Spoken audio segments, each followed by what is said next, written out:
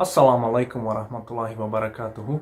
V dnešnom videu som vám chcel len dať vedieť nové novinky, čo sa stalo v slovenskej umme. Čiže, ak ste nepočuli, tak alhamdulillah,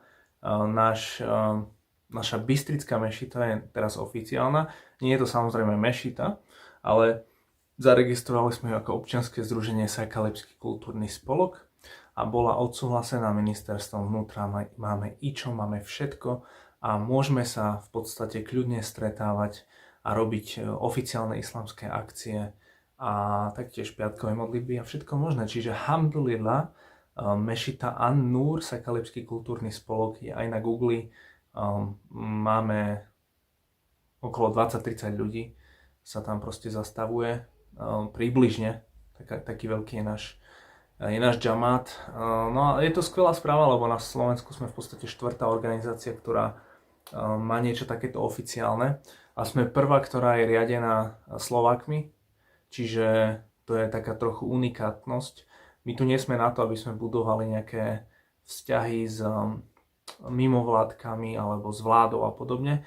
Náš cieľ je pomôcť slovenským konvertitom a ľuďom v okolí Banskej Bystrice praktizovať islám, dostať tu halal jedlo, otvoriť modlitebňu, keď sa treba pomodliť, robiť piatkové modlitby, prednášky o islame raz za mesiac. Mali sme ich už párkrát, boli vlastne dve, kde sa proste stretlo viacero moslimov z celého Slovenska, alhamdulillah. A vlastne ten pocit tej identity nás celkom zmenil. Aj z toho celého vzniklo aj jeden nikah, jedno islamské manželstvo, alhamdulillah. A taktiež v podstate je to taký cieľ, že vybudovať tu nejaké také centrum, ktoré by mohlo slúžiť našim ďalším generáciám.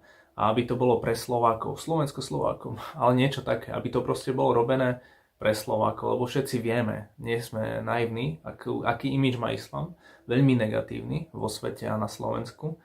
A chceme tú bariéru preraziť. A tí ľudia, ktorí sa chcú stať muslimovia, sa môžu prísť k nám pozrieť, pomodliť a zistiť, že sme normálni ľudia. A islám im vysvetlíme asi lepšie ako nejakí ľudia, ktorí nechápu slovenský kontext a slovenskú existenciu.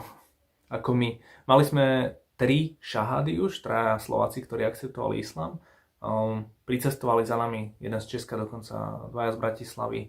Teraz máme jedného v Bystrici ešte a je tu jeden ešte tiež z Bystrici, čiže je asi 5 ľudí, ktorí akceptovali islám, 2 sú v procese, že sa s nami chodia modliť a podobne. Máme tam knižnicu, máme tam miestnosť pre ženy, je tam v podstate, máme jedlo, máme pitie a vlastne máme aj zbierku. Vyzbierali sme pár tisíc eur a vlastne preto robím aj video, ak náhodou máte nejaké finančné prostriedky, ktoré nám môžete prispieť, tak choďte na tento link, je to GoGetFunding, je to crowdfunding web stránka, kde môžete cez kreditku darovať 10-20 eur alebo niečo podobné a to nám príde na bankový účet, ktorý vlastne teraz otváram, lebo ako náhle sme boli zaregistrovaní ako občianske združenie, tak otvárame bankový účet.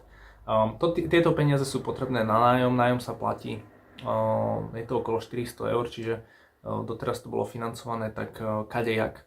A teraz to je vlastne super, že sme vyzbierali určité peniaze a vlastne všetko pôjde na nájom, lebo nemáme externé financovanie, nemáme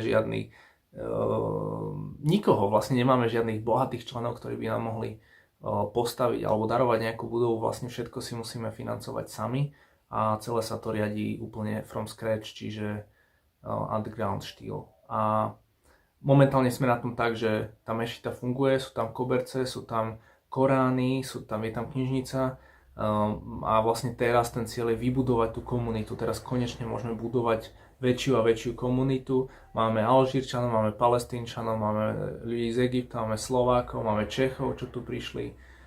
Hocikoho, alhamdulillah, Kazaši, Uzbéci, Kyrgyz, každý.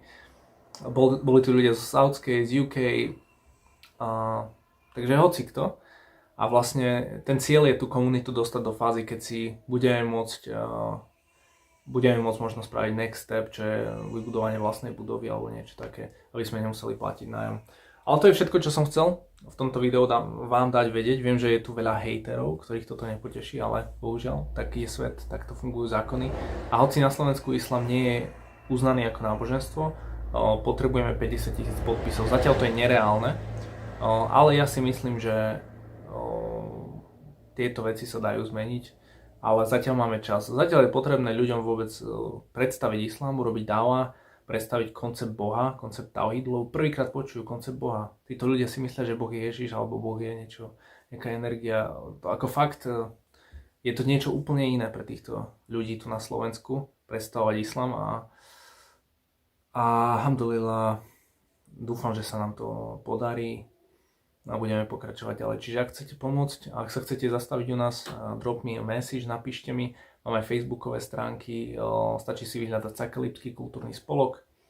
Máme aj vizitky, som rozdával. A vlastne ten plán je ako rôzny, ako chceme možno aj otvoriť nejaké potraviny, nejaké takéto veci, kde môžeme predávať nejaké halal klobásky, halal mäsko a tak, aby sme nemuseli dochádzať do iných kútov Slovenska.